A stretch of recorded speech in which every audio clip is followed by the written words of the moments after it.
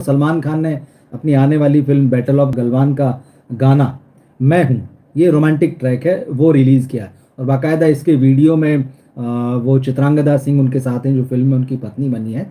तो एक WhatsApp message भी भेजते हुए वो नज़र आते हैं जो आपको स्क्रीन पर चमकता दिखाई देता है, हैप्पी वैलेंटाइंस डे मैडम।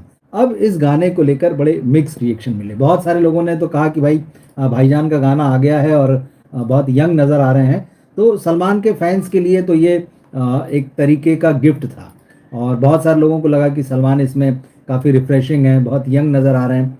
खबरें बीच में कुछ इस तरह की भी थी कि भाई सलमान खान इस फिल्म में क्योंकि आर्मी ऑफिसर बने हैं तो बहुत सारा कंप्यूटर ग्राफिक्स का इस्तेमाल करके उनकी एज जो है वो 40 के आसपास दिखाने की पूरी कवायद चल रही है।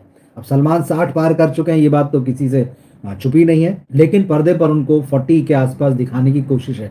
और बहुत लकी है इस पीढ़ी के जो सीनियर एक्टर्स हैं कि आज तकनीक जो है इतनी आगे निकल आई है कि वो इन कलाकारों की उम्र जो है काफ़ी कम करके भी दिखा देती है। और यही वजह है कि चाहे तीनों खान हो, चाहे अक्षय हो, चाहे अजय देवगन हो, ये इतनी लंबी पारी खेल पा रहे हैं। मतलब 30 35 साल हो रहे हैं इन लोगों को इंडस्ट्री में।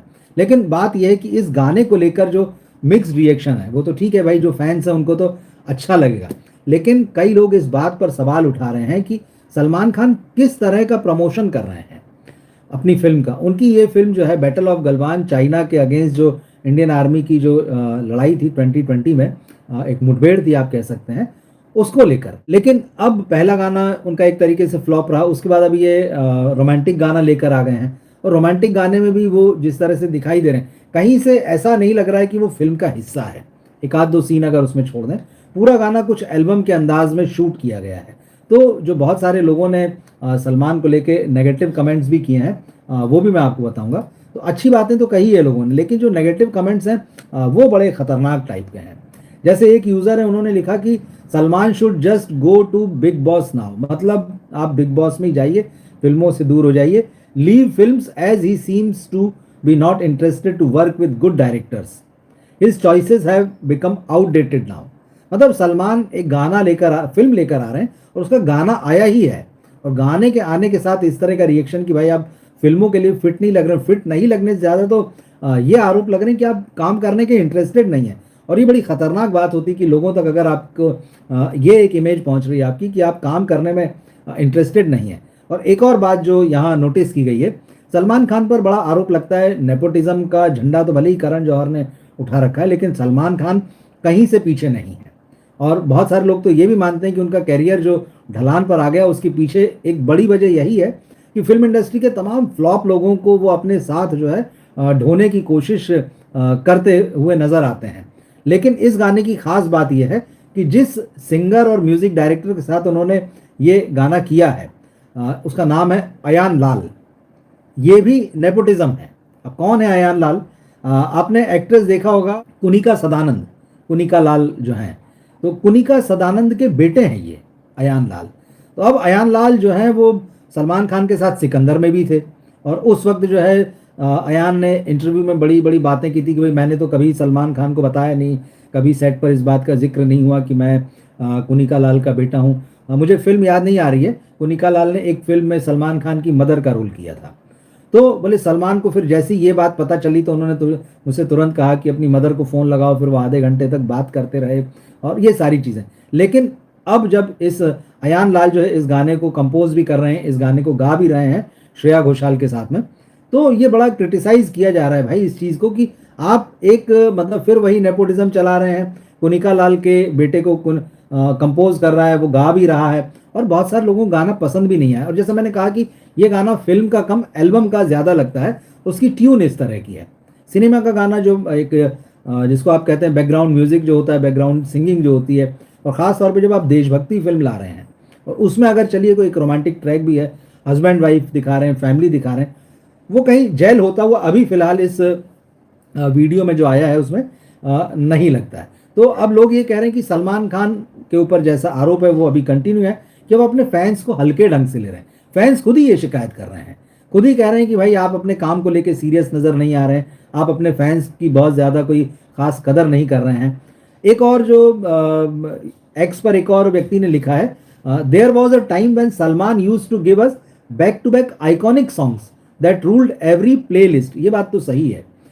एक सुल्तान जैसी फिल्म जी, वहाँ तक जो है आप देखिए सलमान खान की फिल्मों का ट्रैक उठा के, तो उसमें ऐसे गाने हुआ करते थे कि जो आपकी प्लेलिस्ट में रहें, जिनको बजाया जाता था, जिनको लोग गुनगुनाते थे। लेकिन इधर ख़ास तौर पर जो पिछली उनकी 5-6 फिल्में ऐसी रही हैं जिसमें, उसमें भी कह लीजिए कि आप जो पोस्ट कोरोना पीरियड है, जब से उनकी फिल्में फ्लॉप हो रही हैं, उनकी फिल्मों का म्यूज़िक भी जो है वो ढलान पर आ गया। और ऐसा नहीं कि सलमान खान को म्यूज़िक की समझ नहीं है, सलमान खान को म्यूज़िक की समझ है, लेकिन कई बार होता है कि शायद बदलते हुए टेस्ट को आप पकड़ नहीं पाते। तो यही आरोप यहाँ भी लग रहा है कि भाई back to back iconic songs उन्होंने दिए हैं, लेकिन अब वो एक समय था और जब उनका म्यूज़िक सेंस जो था वो बड़ा ज़बरदस्त था। तो ये यूज़र लिख रहे हैं कि not sure what's happening these days, Salman के साथ क्या हो रहा कोई भी नहीं जानता। How are these kinds of songs getting approve for his movies. तो ये जो गाना आया है मैं हूँ, आप सुनिएगा, आप यूट्यूब पर इसको देख सकते हैं, सुन सकते हैं। तो वाकई मज़ा नहीं आता, जिसमें मैंने कहा कि वो वीडियो एल्बम टाइप का जो सिंगल जैसे आते हैं उस तरह का जो इम्प्रेशन दे रहा है। एक और है यूज़र एक्स पर जो वो लिख रहे हैं कि भाई ऑनेस्टली स्पीकिंग, देखिए सब फैंस हैं उनके, भाई लिख रहे हैं, भाई ऑनेस्टली स्पीकिंग अगर आपका मन नहीं है सीरियस होके मूवीज़ करने का तो प्लीज़ रिटायर होके अपनी लेगेसी बचाओ। अब ये फैंस ही बोल सकते हैं मुझे लगता है। और मुझे याद आ रहा है कि जब सलमान की लास्ट फिल्म जो है फ्लॉप हुई थी उनकी, तो उसके बाद उन्होंने अपने फैंस को बुलाया था। जब वो फिल्म फ्लॉप हो गई तो उन्होंने अपने फैंस को बुला के पूछा था, भाई बताओ क्या समस्या क्या है, मेरी फिल्में क्यों नहीं चल रही, आप लोगों का क्या ओपिनियन है।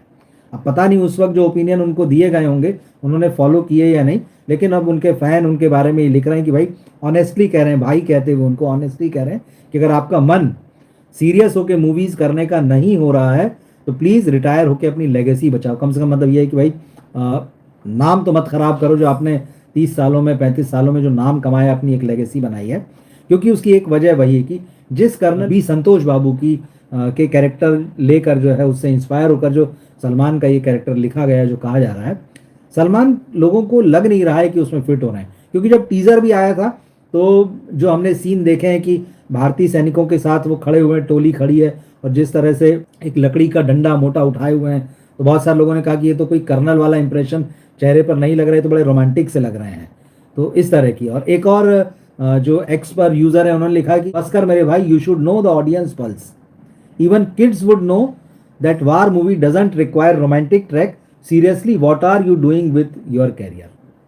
मुझे लगता है कि ये जो आलोचनाएं हैं ये सलमान के फैंस की ही तरफ से, कोई भी ऐसा नहीं है जो उनको सिर्फ क्रिटिसाइज़ कर रहा होगा। ये जेन्युइन लोग हैं, ये वो लोग आपको दिखाई देते हैं जो सलमान खान को बरसों बरस फॉलो करते रहे हैं, सलमान खान का सिनेमा देखते रहे हैं। सलमान खान को आज जो सलमान खान बने हैं वो इन्हीं फैंस की वजह से। तो कहीं ना कहीं मुझे लगता है कि सलमान खान को अपने फैंस की बात सुनना चाहिए। और ये जो ट्रैक आया, ठीक है भाई, हो सकता है उनको लगा हो या जो उनकी मार्केटिंग की टीम हो, जो उनकी पीआर स्ट्रेटजी बनाने वाले लोग हों, उन्होंने सलमान खान को आइडिया दिया हो कि भाई वैलेंटाइन डे आ रहा है और वैलेंटाइन डे के दिन वैलेंटाइन वाला गाना हम डाल देंगे, और गाने पे भी स्क्रीन पर आप जब भेजोगे चित्रांगदा को मैसेज तो मोबाइल में पर्दे पर दिखेगा कि हैप्पी वैलेंटाइंस डे मैडम। तो ये सारे आइडिया देने वाले लोग तो होते ही हैं, पर कहीं ना कहीं लगता है कि ये चीज़ें बैकफायर हो रही हैं।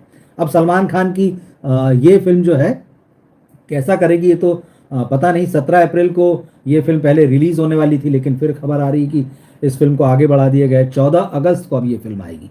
मतलब जो 15 अगस्त का जो माहौल रहेगा उसको भुनाने की कोशिश जो है, क्योंकि 26 जनवरी वाले मौके पर बॉर्डर 2 जिस तरह से चली, लोगों ने उसको एक्सेप्ट किया। लेकिन कम से कम ये एक उम्मीद जगती है कि अगर 15 अगस्त जैसे मौके पर आती है फिल्म, तो जो कहना चाहिए पब्लिक सेंटिमेंट्स हैं वो कनेक्ट होंगे। लेकिन वो कनेक्ट कितना होंगे ये समय के साथ हमको पता चलेगा, क्योंकि जैसे चीन के साथ ये बैटल दिखाई गई है, तो अब उसमें कई सारी खबरें आ रही है, कई बार सोर्सेज से आ रही हैं, कई बार जो है अनकन्फर्म्ड आ रही है। जैसे ये कि सलमान को 40 का दिखाने की कोशिश हो रही है। कहीं ना कहीं सरकार की तरफ से भी दबाव है कि भाई चीन के साथ अब हमारे संबंध सुधर गए हैं, वैसे नहीं रहे जब जिस बैटल की यहाँ बात कर रहे हैं। तो इस तरह से नहीं दिखाया जाए कि फिर से वो संबंध खराब हो जाए, कई चीज़ें।